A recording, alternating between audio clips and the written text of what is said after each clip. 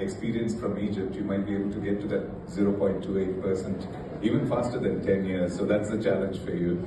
But you're sitting with the right sets of people here, because right sitting next to you is Dr. Helmi, who is the chairman of Parco Corporation.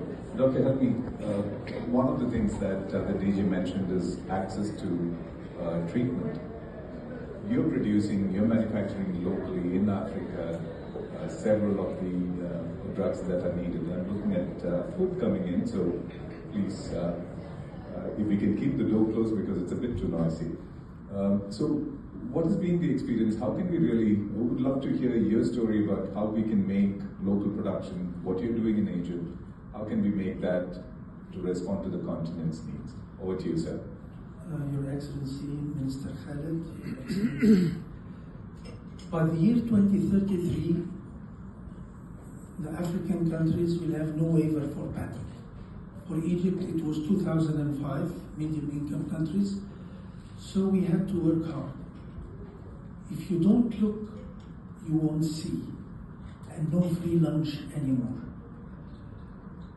There is an African proverb, they say, if you want to go fast, go alone, but if you want to go far, go together.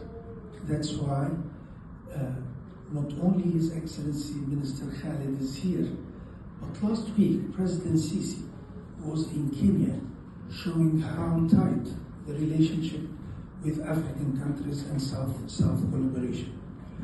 We started by producing the API. The first kilogram we bought for $1 million. But we made a patent and we made research and we built an API factory. So we produced, instead of buying 1 kilogram for $1 million, we made 10 kilograms for $1,050,000 and 100 kilograms then a ton. So we became 1 per 1,000 competitive. That's how we could make it happen. With COVID, the first year 2 million people passed away. Yet, by hepatitis B and C, annually 1.5 million person dies. But with COVID, they die in 15 days. So everybody is frightened, but with hepatitis B and C, they die in 15 years. So they don't have the care. Now we should have the awakening. We should make the care. We should make the test and treat. And as Egypt had the Golden Tier certificate, not only for producing the medicine, it's a complete ecosystem. We know the 4 Ds, the doctors, drugs, diagnostics, and syndromes. You have to start with direction and political will. That's the first in Africa. If you want to do something, let's be frank. The political will, the direction of the head of the country and the Ministry of Health and the assistant. Then the discoveries. How can we work together to make it happen? Then the data management.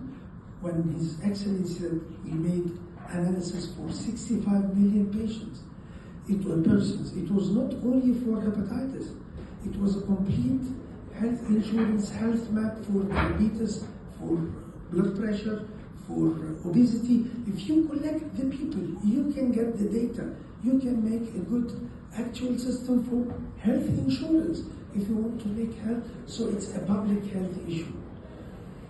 Training. We can produce in Kenya. If you are ready, we are ready. Let's join. Let's start with one factory, because 2033 is after tomorrow. 7 years from now, it will move like this. So how can we produce together? We have the technical know-how. Our company will produce more than 1 million pharmaceutical packs every morning, with quality, with efficacy, and with good price. How can we train engineers, pharmacists, chemists? We have 8,000 employees. We have the Egypt-Japan University for Science and Technology. And it's for Africa, for the Africans. And President Sisi is interested and is taking care of African students. How can we collaborate in HR development, in technology transfer, in producing our medicine from Africa to Africa? We succeeded with the government of Thailand and Malaysia to make South collaboration to produce a new product, new chemical entity, to be registered in WHO, and not only to treat co-infection of hepatitis B and C and HIV with 97% cure rate, triple infection, 97% cure rate, with non-cirrhotic in 8 weeks with cirrhotic in 8 weeks. So we have lots of things together, lots of things in common. Last but not least, they say in Africa every morning a gazelle wakes up and a lion wakes up. The lion knows it must run faster than the fastest gazelle or it will starve to death. And the gazelle knows it must outrun the fastest lion or it will be eaten.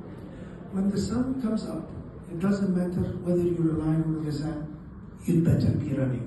Thank you, sir. Together we run. That's a beautiful story. You started off by saying in Africa the proverb is if you want to go fast, you go alone. So you go alone and hopefully the lion is not chasing you. That's a good one. Beautiful story. Thank you very much. I'm going to